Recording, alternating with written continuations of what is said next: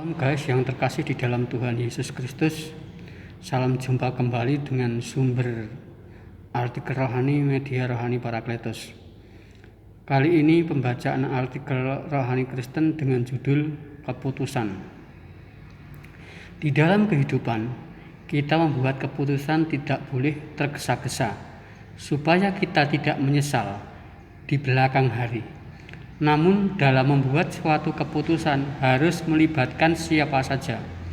Keputusan pribadi yang hendak kita ambil juga harus melibatkan Roh Kudus. Dalam hal hubungan kita dengannya lewat doa harus dilakukan yang paling awal atau pertama kali. Karena Roh Kudus mampu menerangi hati dan pikiran kita sehingga kita tidak salah dalam mengambil keputusan. Tanpa terang Roh Kudus dalam kehidupan kita yang berkaitan dengan pengambilan keputusan akan salah dan membuat kita menyesal dan meratap di masa yang akan datang.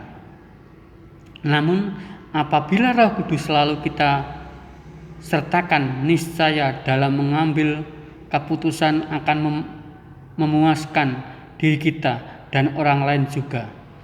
Demikian pula dengan kehidupan keluarga yang terdiri dari suami, istri, dan anak. Dalam memutuskan segala sesuatu, yang pertama kali tidak boleh meninggalkan Roh Kudus dan harus mengedepankan berdoa. Karena lewat doa dalam mengambil keputusan pasti akan membawa dampak yang positif dan saat ini sampai selama-lamanya. Jangan lupa seluruh keluarga harus dilibatkan dalam proses pengambil keputusan.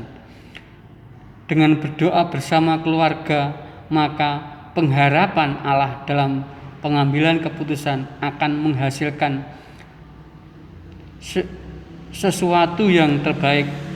Kalau kita mau melakukan dan memang mampu dalam mengambil keputusan berdasarkan mekanisme keluarga sesuai dengan tugas dan fungsinya, kita akan menjadi keluarga Kristen yang mampu menjadi garam dan terang di tengah-tengah masyarakat.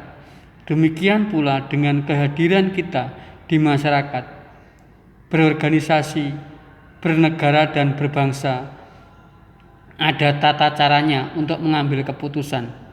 Karena di dalam mengambil keputusan apabila melibatkan orang banyak dan hasilnya untuk orang banyak, itu apabila melanggar kaidah dan tata caranya sudah pasti akan merugikan orang lain. Namun bagaimana mensikapi bangsa yang telah mengambil keputusan dan tindakan yang telah melanggar konstitusi atau undang-undang yang telah ada dan telah dibuat? Dengan berdoa dalam terang Roh Kudus, kita dapat mengambil sikap yang benar sesuai dengan kehendak Allah, yaitu ya katakan ya, tidak katakan tidak. Melihat negara ini yang telah pro kapitalis dan pro pasar, sedangkan kepada rakyat cenderung menindas, sebagai pengikut Kristus bisa melakukan apa dan bagaimana pelaksanaannya? Beranikah kita berpihak kepada rakyat yang tertindas, atau kita berpihak kepada negara yang sudah melanggar konstitusi Pancasila, atau gereja memang sudah menjadi agen kapitalisme dan neoliberalisme? Kalau kita melihat Yesus selama kurang lebih 33 tahun dan 3,5 tahun ia bekerja memenuhi perintah Bapa di surga, jelas dia pro orang miskin dan yang terimarginalkan, dan jarang sekali dia bersentuhan dengan kehidupan kekaisaran Romawi, Raja Herodes dan bait Allah bersama dengan tokoh agama. Justru sebaliknya, kehidupannya bersentuhan dengan masyarakat yang terpinggirkan, baik oleh negara, masyarakat, bahkan kaum agama demi menolong mereka. Ia sampai rela disalibkan, mati, dan bangkit lagi. Maukah kita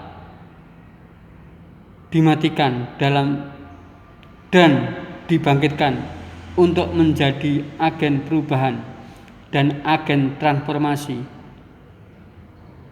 Pilihannya dan keputusannya hanya di tangan kita. Amin.